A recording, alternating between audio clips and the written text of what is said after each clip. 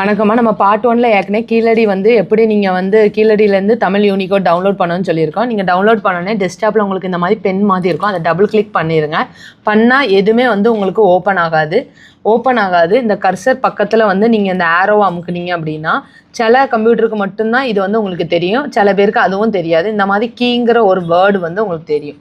இதை நீங்கள் செலக்ட் பண்ணிங்கன்னா Alt+3 அப்படி அமுக்குனீங்கன்னா தமிழ் ஓல்ட் டைப்ரைட்டர் உங்களுக்கு வரும்.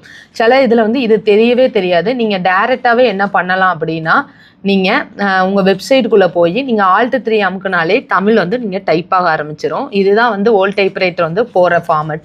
இன்னொன்று இல்லை, எங்களுக்கு வந்து நாங்கள் தமிழ் 99 தான் படிச்சிருக்கோம்னா ஒன்றும் இல்லை, நீங்கள் எக்ஸாம் அட்டன் பண்ணும்போது ஜஸ்ட் இந்த மாதிரி ENG இருக்குல்ல, இந்த இடத்த ப்ரெஸ் பண்ணி தமிழ் 99 நீங்கள் போட்டால் கூட போதும். தமிழ் 99 யூஸ் பண்ணுறவங்க ஃபஸ்ட்டு இந்த இதை வந்து நீங்கள் டவுன்லோட் பண்ணிடுங்க. ரெண்டாவது வந்து எதை டவுன்லோட் பண்ணுன்னா, நீங்கள் கேண்டிடேட்ஸ் லாகின்ல உள்ளே போனீங்க அப்படின்னா உங்கள் இதை வந்து இமெயில் ஐடி அண்ட் பாஸ்வேர்டு கொடுத்து நீங்கள் சைன்இன் பண்ணீங்க. நீங்கள் இப்படி பண்ணீங்க அப்படின்னா இது நம்ம டோட் வெப்சைட்டில் நம்ம வந்திருக்கோம், tndtegteonline.in. அதில் கேண்டிடேட்ஸ் லாகின்ல போய் லாகின் பண்ணிங்க அப்படின்னா உங்களுக்கு இப்படி ஒன்று ஓப்பன் ஆகும். மார்க் டெஸ்ட் அட்டன் பண்ணுறது எப்படி அட்டன் பண்ணணுங்கிறத இந்த இருக்குல்ல உங்களுக்கு டெமோ வீடியோ மூலமாக நீங்கள் பார்த்துக்கலாம். மார்க் எக்ஸாம்னு ஒன்று இருக்கும், அதில் நீங்கள் கிளிக் பண்ணிங்க அப்படின்னா உங்களுக்கு இது வந்து ரிமோட் மோடில் உங்களுக்கு வந்து பாலிடெக்னிக் காலேஜஸ்லையும் அவங்களுக்கு இப்படி தான் இருக்கும். ஏன்னா அவங்க ஒரு பர்டிகுலர் வெப்சைட்டை வந்து இப்படி டவுன்லோட் பண்ணி தான் உங்களை வந்து எக்ஸாம் அட்டன் பண்ண வைப்பாங்க. ஸோ வந்து ரிமோட் மோடில் உள்ளவங்களுக்கு இப்படி இருக்கும். இப்படி இருக்கிற பட்சத்தில் அவங்க வந்து என்ன பண்ணணும் அப்படின்னா, இந்த டவுன்லோட் SCB Windows 390 இருக்குது, இதை டவுன்லோட் கொடுத்துக்கோங்க. கொடுத்தீங்க அப்படின்னா உங்களுக்கு சைடில் வந்து டவுன்லோட் ஆகும். இது டவுன்லோட் ஆன பிறகு உங்களுக்கு ஓப்பன் ஃபைல் அப்படின்னு கொடுத்துக்கோங்க.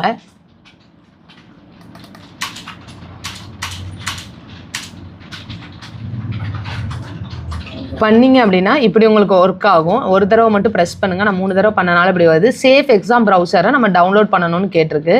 இதுக்கு நீங்கள் வந்து என்ன பண்ணுங்க அப்படின்னா ஐ அக்ரி கொடுத்துட்டு இன்ஸ்டால் கொடுத்துருங்க. இன்ஸ்டால் கொடுத்துட்டு இதில் இப்படி கேட்கும், எஸ்ன்னு கொடுத்துருங்க. கொஞ்சம் நேரம் வெயிட் பண்ணுங்கம்மா. சப்போஸ் உங்களுக்கு ஒரு 4 மினிட்ஸ் ஒரு 5 மினிட்ஸ் கழித்து உங்களுக்கு ஆகலை அப்படின்னா க்ளோஸ் பண்ணிவிட்டு திருப்பியும் வேணாலும் நீங்கள் பண்ணிக்கோங்க. க்ளோஸ் பண்ணிவிட்டு திருப்பியும் வந்து நான் அந்த ஓரத்தில் டவுன்லோடுன்னு இருக்குது, அந்த டவுன்லோடு ஆப்ஷனில் போகிறேன். ஏற்கனவே எனக்கு இது பண்ணனால ஓப்பன் ஃபைல் கொடுத்துட்றேன். கொடுத்துட்டு திருப்பியும் நான் வந்து என்ன பண்ணுறேன், ஐ அக்ரி கொடுத்துட்டு இன்ஸ்டால் பண்ணிக்கிறேன்.